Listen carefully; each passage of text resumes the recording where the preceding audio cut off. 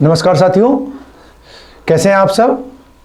आशा करता हूं कि आप सभी घर में स्वस्थ होंगे और अपनी आगामी परीक्षा की तैयारियों में संलग्न होंगे।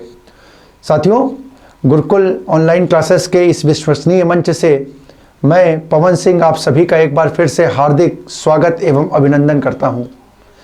साथियों, एसएससी जीडी की परीक्षा के ध्यान में रखते हुए हम लोग उससे हिंदी से संबंधित विषयों पर अभ्यास सत्र आयोजित कर रहे हैं और इसी क्रम में हमने कुछ महत्वपूर्ण विषयों पर अंतिम कक्षाओं में अपनी चर्चा की और उसी क्रम में अपनी अंतिम क्लास में हम लोगों ने कुछ महत्वपूर्ण तत्सम और तद्भव शब्दों पर अपनी चर्चा प्रारंभ की थी। उस चर्चा में क्या कहते हैं, हम लोगों ने कुछ प्रश्न को सॉल्व कर लिया था और कुछ प्रश्न शेष रह गए थे। तो अपनी आज की चर्चा को उसी क्रम में बढ़ाते हुए हम अपनी आज की क्लास प्रारंभ करते हैं। तो आइए साथियों, हम लोग अपनी आज की क्लास को प्रारंभ करते हैं। हमारी आज की चर्चा का पहला प्रश्न है साथियों 16, ठीक है, हल्दी। ठीक है, हल्दी शब्द का तत्सम रूप है। ठीक है, हल्दी शब्द का तत्सम रूप है। इसके पहले के जो प्रश्न है 15 प्रश्न साथियों, वो हम लोगों ने जो पुराना वीडियो है हमारा उसमें कंप्लीट कर लिए थे। तो जो कोई भी शुरू से पढ़ना चाहे तो इसमें इसके डिस्क्रिप्शन बॉक्स में उस वीडियो का लिंक आपको मेंशन होगा, तो वहां जा करके और या फिर ये हमारा जो चैनल है इसकी प्लेलिस्ट से जा करके आप उस लेक्चर को देख सकते हैं। ठीक है, तो हम अपनी आज की चर्चा का पहला प्रश्न उठाते हैं कि हल्दी शब्द का तत्सम रूप है। ठीक है, तो विकल्प देखते हैं। ए हरिद्रिका, बी हरिद्रा, सी हरिद्रा और डी हलिद्रा। तो साथियों, जैसा कि हम लोग जानते हैं कि विकल्प को यदि हम देखें यहाँ पर, तो विकल्प में दो विकल्प तो हमें जो दिख रहे हैं वो कहीं भी किसी भी रूप पे मतलब शब्दों में लाई ही नहीं करते हैं। ठीक है, वो अस्तित्व में ही नहीं है, वर्तनी के रूप से भी शुद्ध नहीं है, तो उनको पहले ही हम लोग हटा देते हैं। तो वो विकल्प हो गए आपके ए हरिद्रिका और डी हलिद्रा। ये तो आपकी वर्तनी है ही नहीं, क्योंकि हमने आपको बताया ना कि कम से कम इतना तो हम ध्यान ही रख सकते हैं या इतना तो हम लोग बचपन से हिंदी को बोल रहे हैं, तो हमारे स्मरण में रहता ही है कि कौन सा शब्द हमने सुना है या कौन सा नहीं सुना है। तो ये देखिए, हरिद्रिका और हलिद्रा शब्द जैसा तो कभी हम लोगों ने सुना ही नहीं है, जब कभी भी कुछ पढ़ते भी रहे हो तो भी और नहीं भी पढ़े हो तो भी। ठीक है, अब चर्चा हम लोग इन दो विकल्पों को लेकर के करते हैं, हरिद्रा और हरिद्रा। तो देखिए, यहां पर ये सुना हुआ एक शब्द है, आंसर इन्हीं में से कोई एक है। अब देखिए यहाँ पे क्या हो गया कि सिर्फ और सिर्फ एक वर्तनी का क्या कर दिया है, परिवर्तन कर दिया है। एक मात्रा का यहाँ पे क्या किया है, स्वर की परिवर्तन करने से देखिए यहाँ पर अब एक विकल्प आपके सामने हरिद्रा है और एक हरिद्रा है। अब इन्हीं में से साथियों एक सही है, एक की वर्तनी भी शुद्ध है। इस प्रकार से देखिए क्वेश्चन आप वर्तनी में भी कर सकते हैं कि शुद्ध वर्तनी क्या है, शुद्ध वर्तनी क्या है। तो शुद्ध वर्तनी के क्रम में अगर देखेंगे तो साथियों इसका सही आंसर होगा सी हरिद्रा। हरिद्रा हल्दी को बोलते हैं और साथियों ये कई बार परीक्षाओं में पूछा गया प्रश्न है, बहुत महत्वपूर्ण प्रश्न है, जो सीधे सीधे कई बार आप अनसॉल्व उठा करके देखेंगे तो पाएंगे कि कई बार तत्सम और तद्भव में इसको प्रश्न को आपको पूछा गया है कि हल्दी का तत्सम क्या होता है। तो याद कर लेंगे, हल्दी का तत्सम जो होता है वो हरिद्रा होता है। और सीधे से याद कर लीजिए कि इसमें छोटी ई की मात्रा का प्रयोग होता है, छोटी ई की मात्रा का प्रयोग होता है। इस प्रकार से इस प्रश्न का सही आंसर हो जाएगा विकल्प सी। अगला प्रश्न देखते हैं हम लोग। हमारा अगला प्रश्न है, हुलास शब्द का तत्सम रूप है। ठीक है, हुलास शब्द का तत्सम रूप है। ठीक, तो ए हिलास, बी विलास, सी हास्य और डी उल्लास। तो जरा हम जैसे कहते हैं कि हमको नहीं भी मालूम है, ठीक है, नहीं भी मालूम है और उसके बावजूद भी यदि हमें चर्चा करनी हो तो आप जरा ये शब्द को देखिए। ये शब्द क्या लिखा हुआ है आपका? हुलास। ठीक है, हुलास। ठीक है, और हुलास में यदि हम देखें तो यहां पर ये देखिए हु और इसके साथ ये लास शब्द दो, अगर इनको हम अलग अलग कर करके देख ले, हु और लास, तो यहां पर देखिए ये हु जो है वो कहीं ना कहीं देखिए हम लोग बोलते हैं ना हुड़दंग, हल्ला गुल्ला। ठीक है, तो उससे संबंधित पद है। तो हल्ला गुल्ला कब होता है? जब क्या होता है? व्यक्ति काफी उल्लास में होता है। ठीक है, जब कभी आनंद में होता है तो उस समय हुलास का अर्थ निकलता है हल्ला गुल्ला से संबंधित। तो हुलास का जो सही जो तत्सम रूप हो जाएगा साथियों वो हो जाएगा उल्लास। इस प्रश्न का आंसर हो जाएगा डी, उल्लास। ठीक है, उल्लास। इस प्रश्न का सही आंसर हो जाएगा डी, उल्लास। ठीक है, और बाकी ए हिलास, बी विलास और सी हास जो है वो इससे असंगत पद हो जाएंगे, तो इस प्रकार से हमारे इस प्रश्न का सही आंसर हो जाएगा विकल्प डी, विकल्प डी। हमारा अगला प्रश्न है नारियल शब्द का तत्सम रूप है। साथियों ये भी बहुत महत्वपूर्ण प्रश्न है, कई परीक्षाओं में यह प्रश्न सीधे सीधे पूछा गया है कि नारियल का तत्सम रूप क्या होगा। तो इसका विकल्प हम लोग जरा देखते हैं। ए नारिकेल, बी नारिकेल, ठीक है, केली, और सी नारिकेल, और डी नारिकेला। ठीक, नारिकेला। तो यहां पर जरा देखिए कि इसके विकल्प बहुत ही अच्छे विकल्प दिए गए हैं। अब जैसे हम यहां पर देख लें तो तीन विकल्प एक जैसे उच्चारित हो रहे हैं, लगभग सम श्रुति मतलब अर्थ है, जिनके उच्चारण जो है वो समान है, जैसे नारिकेल। ठीक है, अब यहां देखिए तो यहां लिख दिया नारिकेली। ठीक है, और यहां लिख दिया नारिकेल। चलो अगर हम यहां देख लें तो अगर ये वर्तनी के दृष्टि से भी देखें तो तीन एक जैसे लग रहे हैं, तो हम पहले तो इसको यहां पे असंगत कर सकते हैं कि ये यहां से नारिकेला का कोई मतलब नहीं। अब अगर इन तीन में देखेंगे तो जब तक आपको शुद्ध वर्तनी नहीं मालूम होगी तब तक आप इस प्रश्न का आंसर नहीं निकाल सकते। तो इस प्रश्न का साथियों जो सही आंसर होगा, इस प्रश्न का सही आंसर होगा नारिकेल, विकल्प ए इस प्रश्न का सही आंसर हो जाएगा नारिकेल। नारिकेल का मतलब होता है नारियल, नारिकेल का मतलब होता है नारियल। ठीक है, तो इस प्रश्न का सही आंसर हो जाएगा साथियों ए नारिकेल। ठीक, अगला क्वेश्चन हमारा अगला प्रश्न कह रहा है सींग शब्द का तत्सम रूप है। ठीक है, जो कह रहा है इसमें इस सींग शब्द का तत्सम आपको बताना है। तो विकल्प देखते हैं। विकल्प कह रहा है ए श्रृंग, बी सिंह, सी श्रृंग और डी सिंह। तो साथियों सबसे पहले तो देख लेते हैं कि इस प्रश्न का हमारा सही उत्तर जो होगा वो होगा विकल्प सी श्रृंग।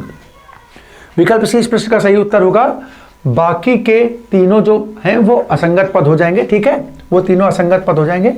देखिए ये बी और सी ये तो कोई शब्द ही नहीं होते हैं हिंदी में। ठीक है, और यहां पर ये शब्द जो है देखिए यहां पर ये श्रा में कभी भी आप जरा इस चीज को देखेगा, ये श्रा का प्रयोग बहुत इंपॉर्टेंट चीज है साथियों, ध्यान रखिएगा। ये श्रा का प्रयोग दो तरीके से होता है। देखिए हम लोग कई बार देखते हैं और इसमें थोड़ा सा क्या करता है, प्रश्न में इस तरीके से ये शब्द दे देता है। ठीक है, तो इस तरीके से शब्द का प्रयोग प्रायः नहीं होता है, क्यों? क्योंकि देखिए यहां पर ये जो श्रा होता है, ये श्रा का मतलब होता है हाँ तालुव्य सा के साथ हम रा का प्रयोग करते हैं, तालुव्य सा के साथ वर्ण रा का प्रयोग करते हैं, तब उसके मेल से जो पद निर्मित होता है वो श्रा होता है। जबकि इस श्रा का जो प्रयोग होता है साथियों वो श्रा के साथ री स्वर के मिलने से होता है, सा के साथ री स्वर के मिलने से ये श्रा बनती है। ठीक है, तो यहां पर जो इसका शुद्ध पद होगा वो ये जो श्रृंग हो जाएगा, इस प्रश्न का सही आंसर हो जाएगा श्रृंग। ठीक है, अगला प्रश्न देखते हैं। हमारा 20वां प्रश्न है दीर्घ का तत्सम रूप है, दीर्घ का तत्सम रूप है। ठीक है, तो विकल्प देखते हैं। दृष्टि ए, विकल्प ए दृष्टि, विकल्प बी दृष्टि, विकल्प सी दृष्टि और विकल्प डी दृष्टि। तो साथियों अगर आप थोड़ा सा वर्तनी में जाएंगे तो आप बहुत आसानी से बता पाएंगे कि शुद्ध शब्द जो होता है, पहले तो इन दोनों पदों को हम हटा दें। अब इन ए और डी में यदि आपको चयन करना हो कि शुद्ध वर्तनी का प्रयोग करें तो हमारी शुद्ध वर्तनी होती है डी दृष्टि। तो इस प्रकार से इस प्रश्न का सही आंसर हो जाएगा दृष्टि। दीठी, दीठी का मतलब दृष्टि, ठीक है। दृष्टि इसी को हम नजर भी बोलते हैं, ठीक है, नजर भी बोलते हैं। तो दीठी का जो तत्सम रूप हो जाएगा वो दृष्टि हो जाएगा, दृष्टि हो जाएगा। आइए अपने अगले प्रश्न की ओर बढ़ते हैं। हमारा अगला प्रश्न कह रहा है मुद्री का तत्सम रूप है, मुद्री का तत्सम रूप है। तो विकल्प ए कह रहा है मुद्री, बी मुंदरी, सी मुद्रिका और डी मुद्रिका, ठीक है। तो साथियों यहां पर इस प्रश्न का जो सही आंसर होगा वो आंसर हो जाएगा डी मुद्रिका, ठीक है। मुद्री का तत्सम रूप हो जाएगा मुद्रिका, ठीक है। बाकी के तीनों पद जो होंगे वो असंगत हो जाएंगे। अगला प्रश्न देखिए, 22वां प्रश्न कह रहा है तिक्त शब्द का तद्भव है, ठीक है। तिक्त शब्द का तद्भव है।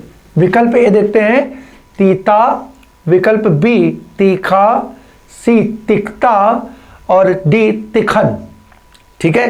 तो साथियों इस प्रश्न का जो सही आंसर होगा तिक्त का हो जाएगा तीखा, तिक्त का हो जाएगा तीता, ठीक है। इसका तद्भव हो जाएगा तीता, ठीक। इसका मतलब, इसका जो शाब्दिक अर्थ अगर आपको समझना हो तो तीता का मतलब तीखा, तीखा शब्द से बनता है, कड़ुआ हो जाएगा इसका, कड़ुआ हो जाएगा इसका शाब्दिक अर्थ एक रूप से, ठीक है, तीता। अब यहां पर कुछ लोगों को होगा कि सर जी अगर कड़वा है तो यहां तीखा क्यों नहीं लगाया। मीनिंग दोनों की लगभग एक ही आती है, मीनिंग जो है दोनों का अर्थ जो है वो लगभग एक ही होता है। लेकिन ध्यान रखिएगा साथियों कि जब हम तत्सम और तद्भव की बात करते हैं तो तिक्त का जो तद्भव होता है वो तीता होता है और ये तीखा, तीखा ये जो क्या है तद्भव है, तद्भव पद है, इसका तत्सम जो होगा साथियों वो तीक्ष्ण होगा, तीक्ष्ण होगा, ठीक है। तीक्ष्ण का मतलब हो जाएगा तीखा, लिख लीजिए, कई बार पेपरों में ये भी पूछा जाता है। तो तीक्ष्ण का तद्भव हो जाएगा तीखा। आइए अपने अगले प्रश्न की ओर बढ़ते हैं। हमारा अगला प्रश्न कह रहा है तत्सम शब्द है। तो देखते हैं विकल्प ए क्लिष्ट, बी कठोर, सी कठिन और डी मजबूत। तो साथियों एक बार फिर से मैंने अपनी अंतिम कक्षा में आपको बताया ही था, एक बार फिर से आपको रिवाइज करा दे रहे हैं एक बार यहीं पर, ताकि आप लोगों को पता चल जाए। तत्सम शब्द का मतलब होता है, तत्सम शब्द का मतलब होता है संस्कृत के समान, संस्कृत के समान शब्द या पद, संस्कृत के समान शब्द या पद, ठीक है। अब संस्कृत के समान जो शब्द होंगे उसकी कुछ पहचान हम आपको लास्ट टाइम पे बता ही चुके हैं कि जैसे वो शब्द कठिन होगा, उसमें स्वर रहित वर्णों का प्रयोग होगा, उसमें, ठीक है, आधे व्यंजनों का प्रयोग होगा, ठीक है। ये कुछ पहचानों के रूप में हमने आपको लास्ट टाइम पे बताया था। तो सबसे महत्वपूर्ण चीज अगर यहाँ पे हम इन शब्दों को देख लें तो अगर हम बोले कि देखिए इनमें से सबसे ज्यादा कठिन शब्द कौन सा दिखाई दे रहा है, जो कटा फिटा टाइप का है, यानी जिसमें आधे अधूरे वर्णों का प्रयोग हुआ है, आधे अधूरे वर्णों का प्रयोग हुआ है। तो बहुत आसानी से आप बता पाएंगे कि सर जी विकल्प ए कुछ दिख रहा है जो बाकी तीनों से असंगत है, मिलता जुलता नहीं है, मिलता जुलता नहीं है। तो साथियों वही आपका आंसर भी होगा, एक क्लिष्ट, एक क्लिष्ट। और इसका जो तद्भव रूप होगा वो होगा कठिन, तद्भव रूप। यानी कैसे लिख सकते हैं कि कठिन का जो तत्सम रूप होता है वो साथियों क्लिष्ट होता है, ठीक है, क्लिष्ट होता है, ठीक। तो इस प्रकार से इस प्रश्न का सही आंसर हो जाएगा हमारा विकल्प ए। आइए अपने अगले प्रश्न की ओर बढ़ते हैं। हमारा अगला प्रश्न है डीठ शब्द का तत्सम है, डीठ शब्द का तत्सम है। तो विकल्प ए दृष्ट, बी पुष्ट, सी दृश्य और डी धृष्ट। तो साथियों इस प्रश्न का जो हमारा सही उत्तर होगा वो सही उत्तर होगा विकल्प डी धृष्ट, ठीक है, धृष्ट, ठीक है। धृष्ट का मतलब ढीठ होता है, ढीठ, ठीक है। और ढीठ हम लोग जानते हैं, ढीठ का मतलब हो जो स्वभाव में क्या हो, जो जल्दी किसी की बात को ना मानता हो या किसी के मत को स्वीकार ना करता हो, ऐसे बालक को या ऐसे व्यक्ति को हम ढीठ बोलते हैं, ठीक है। कई बार आपने अपने दैनिक जागरण में सुना, दैनिक वार्तालाप में सुना होगा कि बहुत ढीठ आदमी है, ये बहुत ढीठ आदमी है। ढीठ आदमी का मतलब क्या है कि कुछ भी कहो तो उसको वो माने ना, ठीक है, अपने मन की करता रहे, अपने मन की करता रहे। तो ऐसे पद, ऐसे व्यक्ति के लिए हम ढीठ शब्द का प्रयोग करते हैं, जिसका तत्सम रूप होता है धृष्ट, सप्तम रूप होता है धृष्ट। आइए अपना अगला प्रश्न देखते हैं। हमारा अगला प्रश्न कह रहा है, आपको तत्सम शब्द का चयन करना है, तत्सम शब्द का चयन करना है। तो फिर से वही चीज, संस्कृत जैसा शब्द आपको प्रयुक्त देखना है, संस्कृत के समान शब्द आपको देखना है, संस्कृत के समान शब्द देखना है। तो विकल्प जरा देखते हैं। ए शेर है, बी बबर शेर है, सी व्याघ्र है और डी बाघ है। फिर अगर मैं आपसे कहूं कि इन चारों पदों में देखिए कि संस्कृत से मिलता जुलता शब्द कौन सा प्रतीत हो रहा है, तो आप अपने आप कहोगे सर जी यहाँ पे देखिए ये आधा वा और ये कहीं पे नीचे राय आधे घा का प्रयोग हुआ है। तो ये संस्कृत के पदों की पहचान होती है कि उसमें स्वर रहित वर्णों का प्रयोग होता है। तो इस प्रकार से आपके देखिए बिना किसी उसके थोड़ी सी समझदारी के साथ आप इस प्रश्न का आंसर निकाल देंगे। आंसर आपका हो जाएगा सी व्याघ्र, सी व्याघ्र। अब अगर हम देख लेते हैं तो अगर आपसे इस प्रश्नों में पदों में पूछ सकता है शेर सार्थक पद है, शेर सार्थक पद है, तो क्वेश्चन बन सकता है शेर का तत्सम क्या होता है। तो साथियों लिख लीजिएगा, शेर का तत्सम होता है सिंह, शेर का तत्सम होता है सिंह। अब यहां पर शेर का तत्सम तो आपको मिल गया, शेर का तत्सम हमने आपको क्या बताया, शेर का तत्सम हमने आपको बताया सिंह, शेर का तत्सम हमने आपको बताया सिंह। अब यहां पर एक प्रश्न आ रहा है कि बबर शब्द जो है, और हम लोगों ने सुना है शेर का एक प्रकार स्वरूप, एक प्रजाति बब्बर शेर भी होती है, बब्बर शेर भी होती है, ठीक।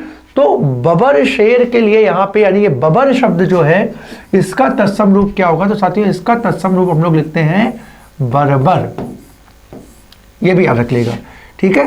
ये बर्बर से निकला है, बर्बर से निकला है बबर, बर्बर से निकला है बबर, या कहीं कहीं ये बब्बर के रूप में भी मिल जाता है, कहीं कहीं ये बब्बर के रूप में भी मिल जाता है, ठीक है, ठीक है।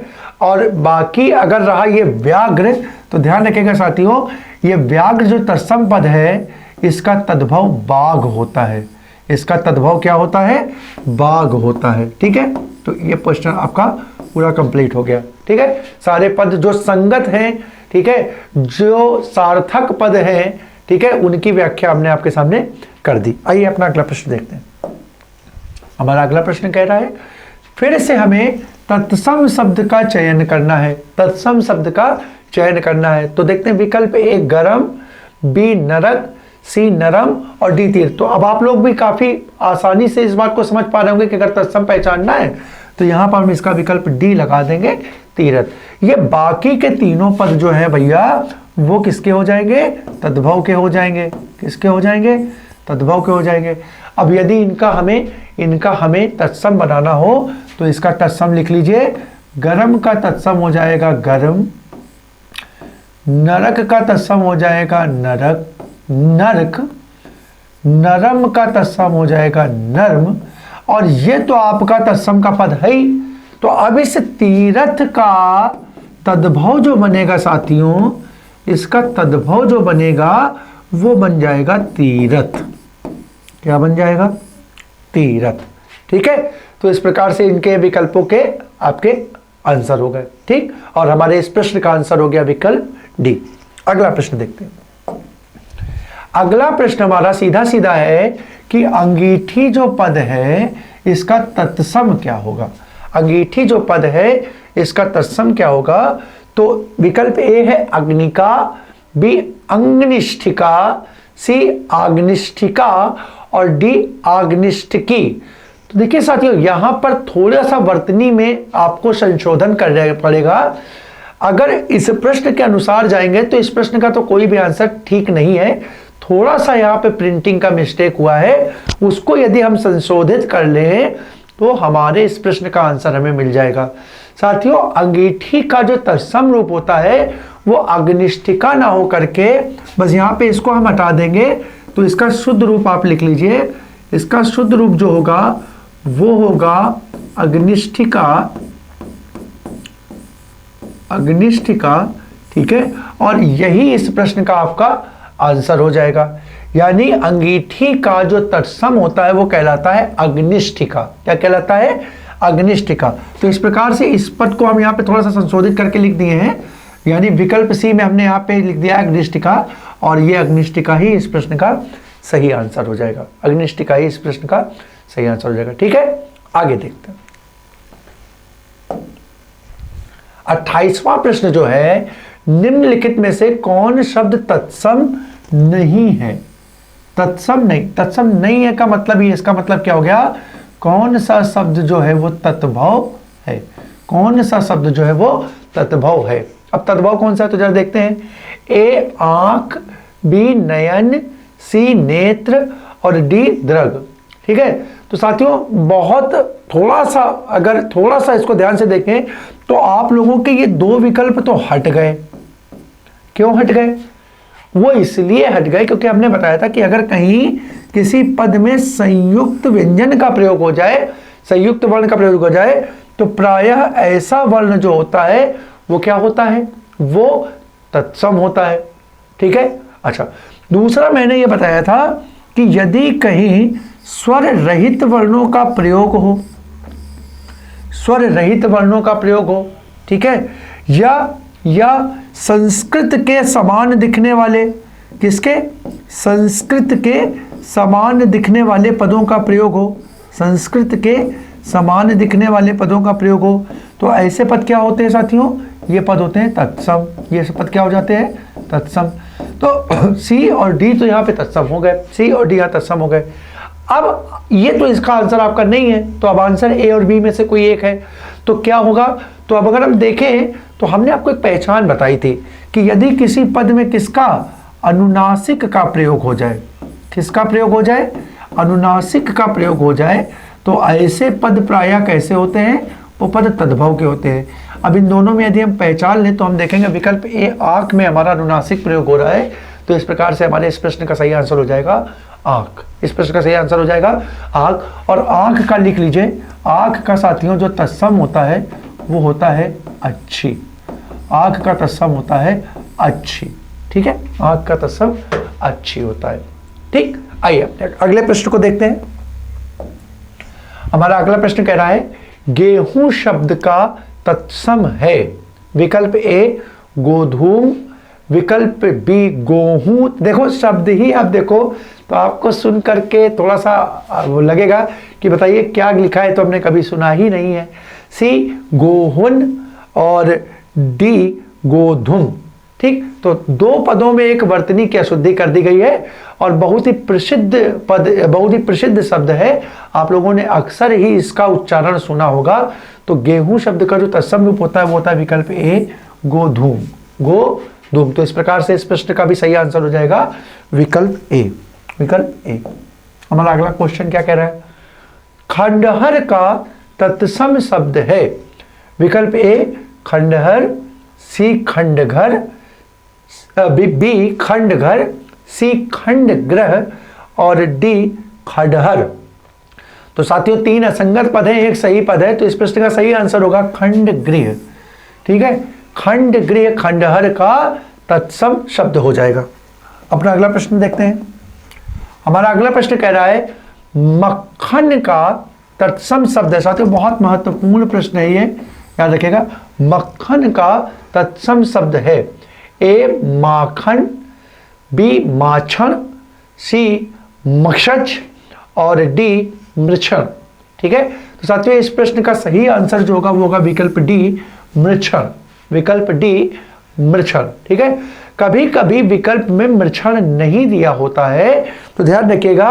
मक्खन में एक और तत्सम के रूप में हम लोग मंथज का भी प्रयोग देखते हैं।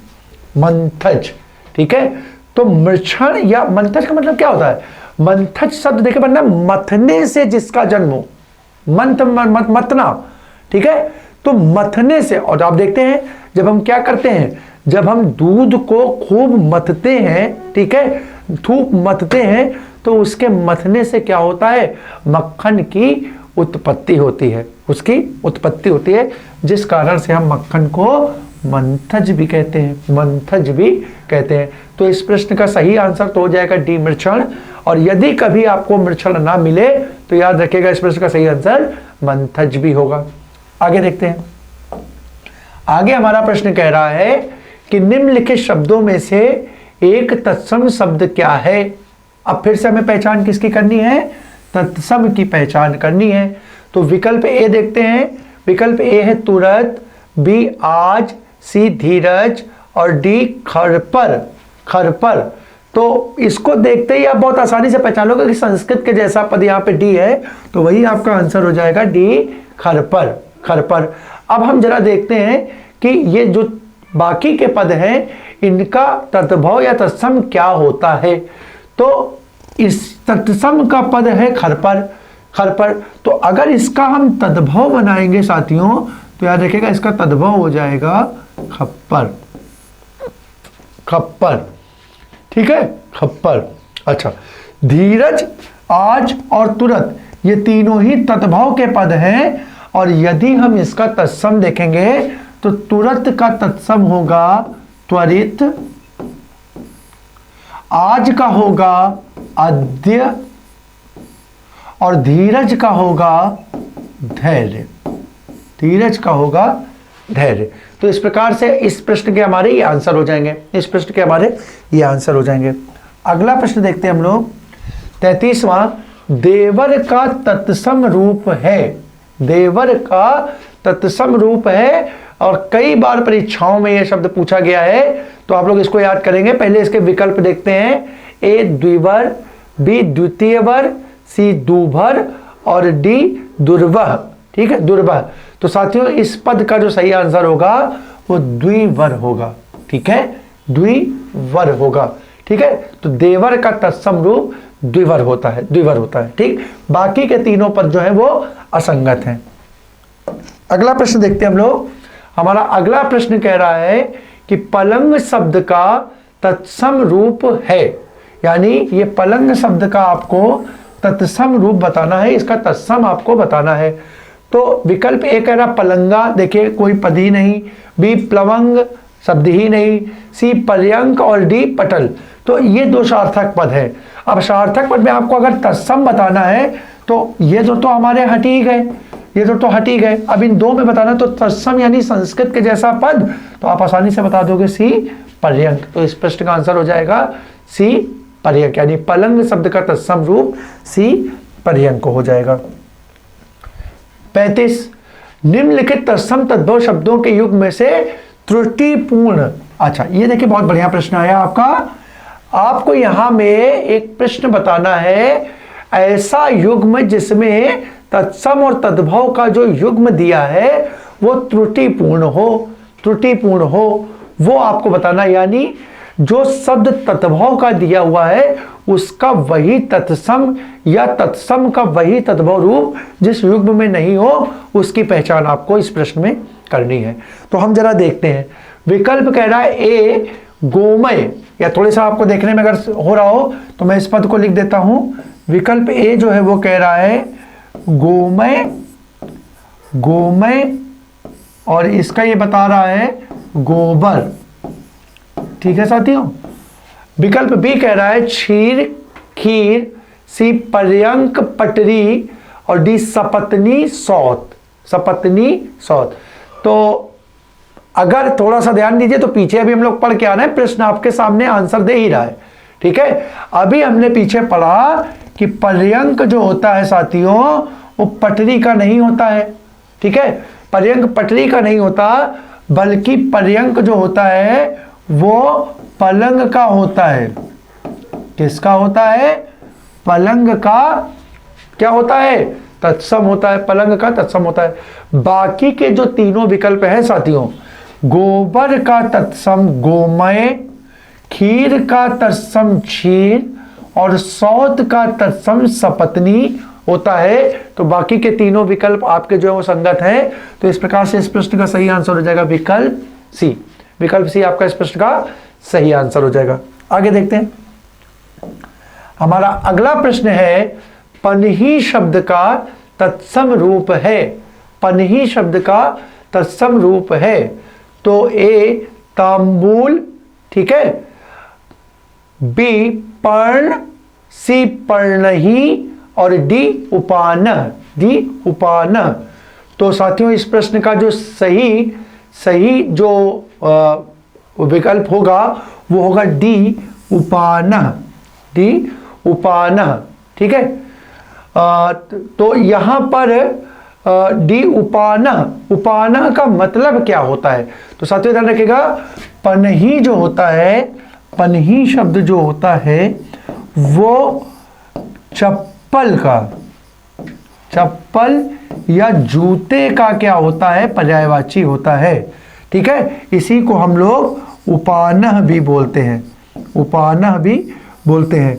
आप लोगों ने एक बहुत सुंदर पद पढ़ा होगा सुदामा चरित में, जब सुदामा श्री कृष्ण के दरबार में जाते हैं तो दरबार में जाने पर जब द्वारपाल श्री कृष्ण के पास जाते हैं तो बहुत ही सुंदर पद लिखा है। उसमें लिखते हैं कि शीस पगा न झगा तन पे प्रभु, है ना, पर चीज उसमें बोलता है कि शीस पगा न जगा तन पे प्रभु जान बसे आवे के ही ग्रामा, और धोती फटी सी लटी दुपटी और पांव उपानह को नहीं सामा, ठीक है। तो जिसके पांव में उपानह मतलब चप्पल या जूते तक नहीं है, पांव उपानह को नहीं सामा, ठीक है।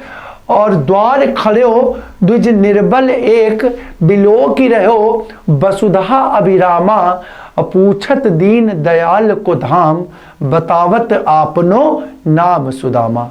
बतावत है सुदामा। वहां पर देख करके जब द्वारिका जाते हैं अपने मित्र से मिलने, तो वो जो कृष्ण के द्वारपाल होते हैं वो सुदामा का जो चरित्र चित्रण कृष्ण के सामने करते हैं।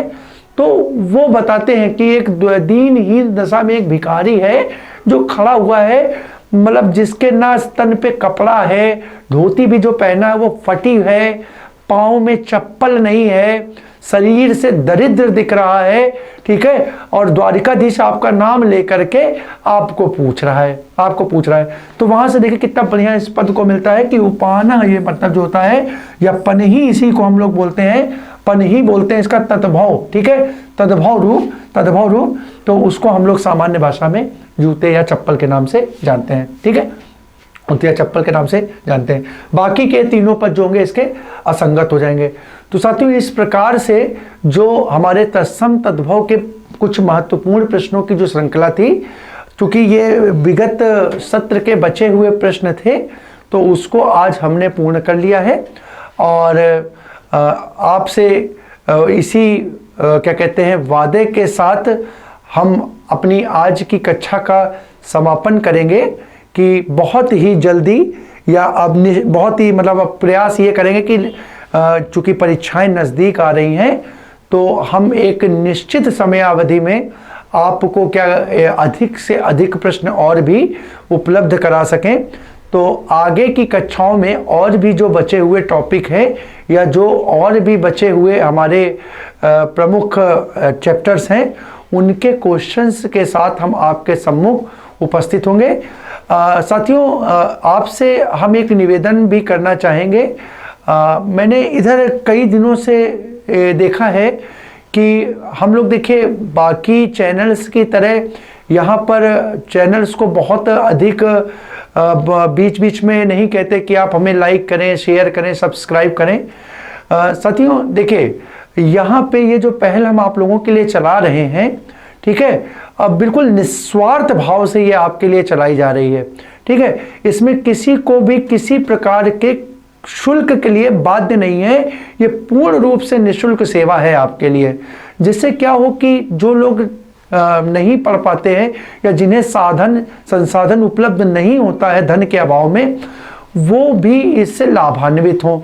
और साथियों आप लोग ने पूरी क्लास में देखा होगा कि यहाँ पर जितने भी हमारे संस्थान के जितने भी टीचर हैं, अन्य विषयों के भी जो लेक्चर लिए जा रहे हैं, उन सब में जितना भी समय यहाँ पर होता है, 30 मिनट का, 40 मिनट का, 50 मिनट का जो भी वीडियो होता है, उसमें आपको पूरे समय सिर्फ और सिर्फ पढ़ाने पर ही फोकस रहता है ना। बाकी की और कोई बहुत ज़्यादा बातों को या गाना आना गा करके आपके सामने हम लोग यहाँ नहीं आते हैं, ठीक है। हम लोग थोड़ा सा ये भी प्रयास करते हैं कि ठीक है, बार बार बीच में हम आपसे इस चीज़ के लिए ना कहें, क्योंकि उससे भी पढ़ाई कहीं ना कहीं बाधित होती है।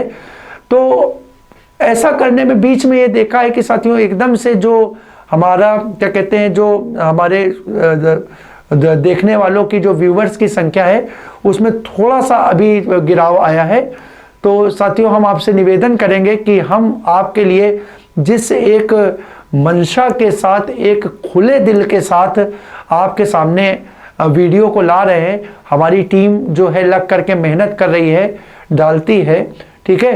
तो आप लोगों भी अपने मतलब एक उत्तरदायित्व को निर्वहन करें।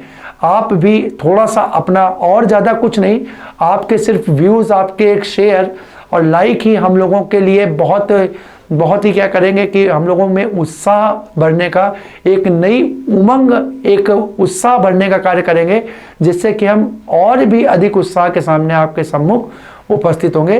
तो साथियों, आज आपसे एक निवेदन के तौर पे मैं कहना चाहूँगा कि हमारे जो वीडियो हैं उनको आप अधिक से अधिक लाइक और शेयर्स भी करें, ठीक है, ताकि जो ये मुहिम है, ठीक है, ये सार्थक हो पाए, ठीक है, सार्थक हो। तो इसी के साथ हम आज की अपनी चर्चा को विराम देते हैं। आप सभी को जय हिंद।